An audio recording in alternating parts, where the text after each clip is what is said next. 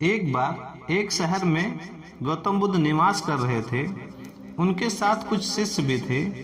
एक दिन उनके शिष्य शहर में घूमने के लिए निकले।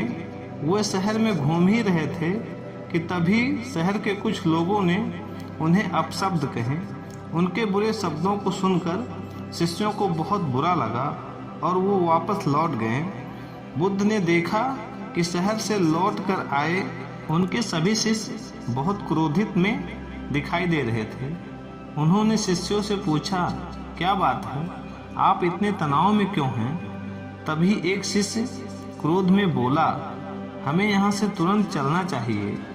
जब हम बाहर शहर में घूमने गए थे तो वहाँ के लोगों ने बिना वजह हमें बहुत बुरा भला कहा। जिस जगह हमारा सम्मान नहीं हो वहाँ हमें नहीं रहना चाहिए। बुद्ध ने कहा, क्या किसी और जगह तुम अच्छे व्यवहार की अपेक्षा रखते हो? दूसरे शिष्य ने कहा, इस शहर से तो अच्छे ही लोग होंगे। तब गौतम बुद्ध बोले, किसी जगह को सिर्फ इसलिए छोड़ देना ठीक नहीं कि वहाँ के लोग बुरा व्यवहार करते हैं।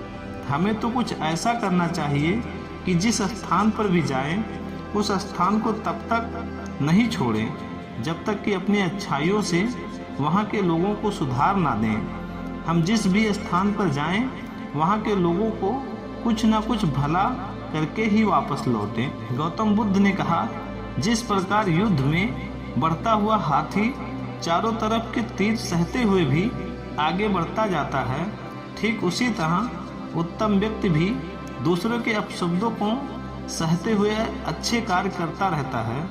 खुद को वश में करने वाले प्राणी से उत्तम कोई नहीं होता।